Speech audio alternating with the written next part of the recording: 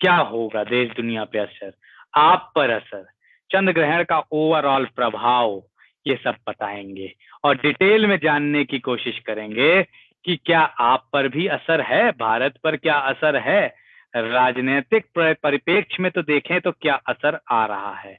इन सब पर चर्चा करेंगे और डिटेल में जानेंगे। तो निश्चित तौर पर बने रहिए मेरे साथ कुछ और मिनट लाइव। मैं आपको डिटेल में समझाऊंगा कि क्या चल रहा है, क्या हो रहा है।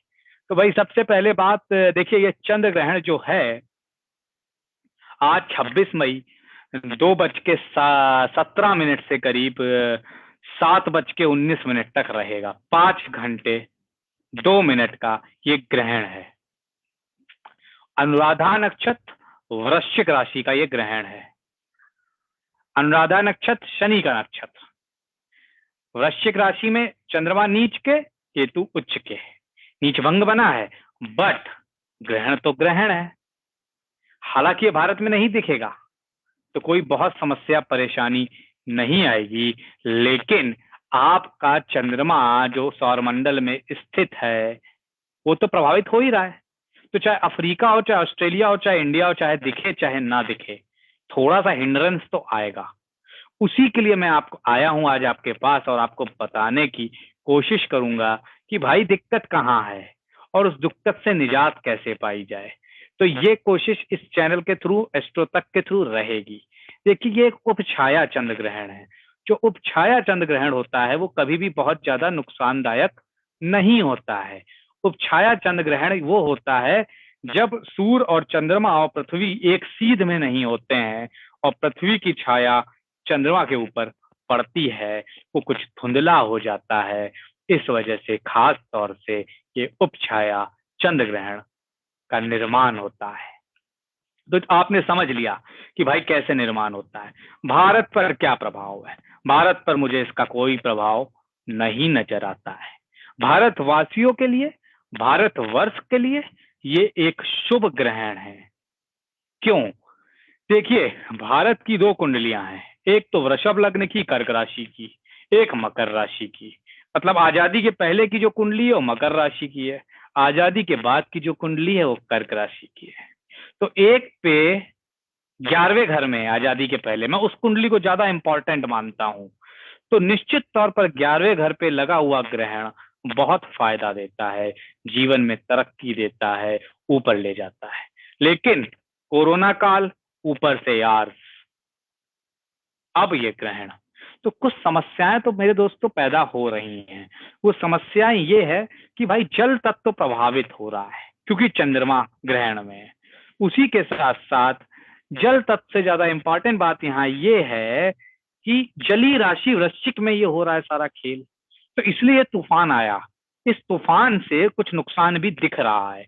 अगले 14 दिन तक वो सब नुकसान, समस्या, परेशानी थोड़ी रहेंगी और कमोबेश स्थिति बहुत अच्छी नहीं रहेगी। तो आपको ध्यान रखना है, सावधान रहना है। हालांकि ये ग्रहण से महामारी में कुछ कंट्रोल होगा, अगस्त में थोड़ा सा उठाव आएगा, फिर कंट्रोल होगा, अक्टूबर नवंबर थोड़ा क्रूशियल हो सकता है। उसके बाद आप देखेंगे एक अच्छा खासा स्टीप डाउनफॉल इसमें शुरू होगा। और रही बात महामारी की, ग्रहण से जो अगर ताल्लुकात अगर जोड़े तो देखिए, राहु इस समय चंद्रमा के सामने है, चंद्रमा को कहीं ना कहीं इम्पैक्ट हो रहा है केतु की वजह से। इस वजह से तो असर तो आएगा। राहु वायरस का कारक है, चंद्रमा नहीं है, तो इसलिए उसको डायरेक्ट तो नहीं जोड़ सकते हैं, लेकिन इस काल में ये ग्रहण पड़ना बहुत शुभ नहीं है। तो जली तटों के निवासी जो जल के आसपास समुद्र नदियों के किनारे रहते हैं उन्हें ध्यान रखना है। उसी के साथ साथ जिनकी भी राशि वृश्चिक है, वृषभ है, उन्हें थोड़ा सा ध्यान रखना है।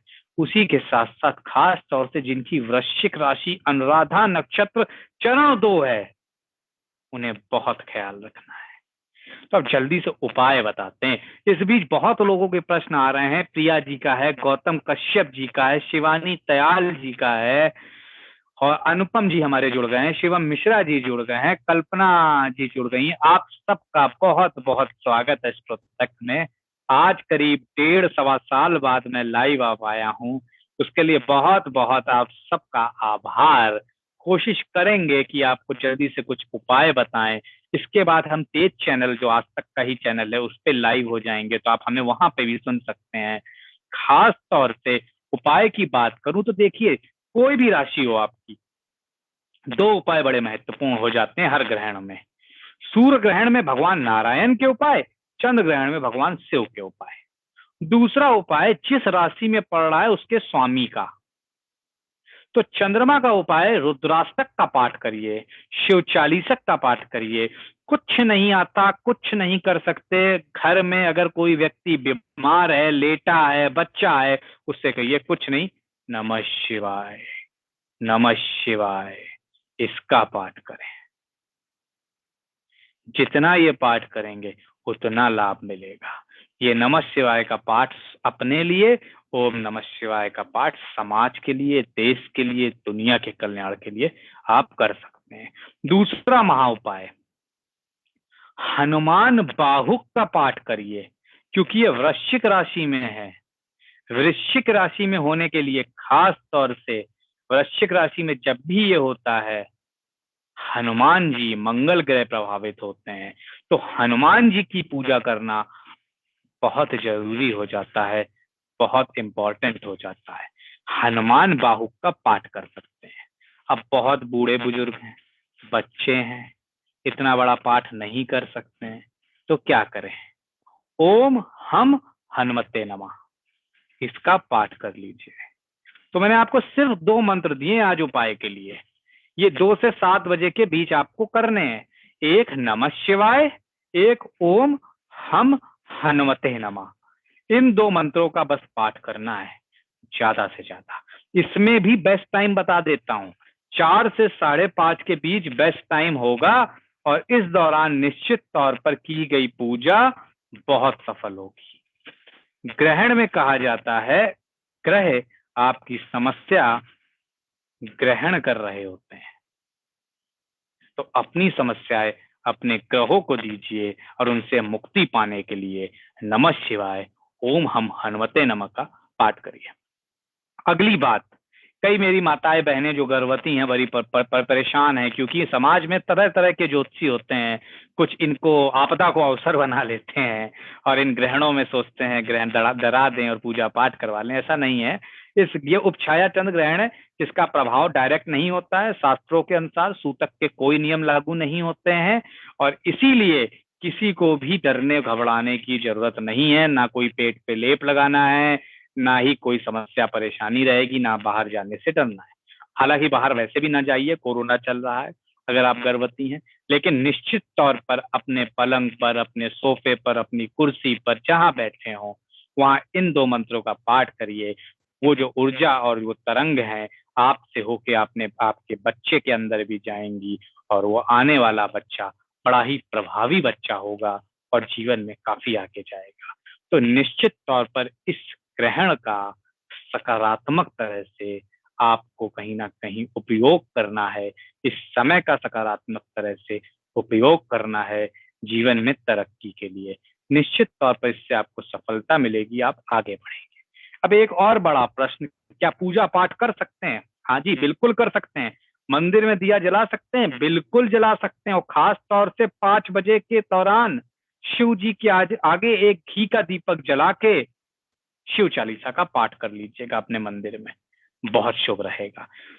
तो 2 से 7 का समय है, 4 से 5:30 का समय क्रूशियल समय है, उस समय जरूर पूजा करिएगा, अपनी सारी समस्या खास तौर से भगवान को अर्पित कर देने के लिए। इस बीच ऋषिकेश, प्रभात जी, गौतम जी जुड़े हैं, आप सबका बहुत बहुत स्वागत है। समय की बहुत कमी है, क्योंकि 12:55 पे हमें वापस आज तक तेज चैनल पे जाना है, तो इसलिए अपनी वाणी को विराम दूंगा अगले 1-2 मिनट में।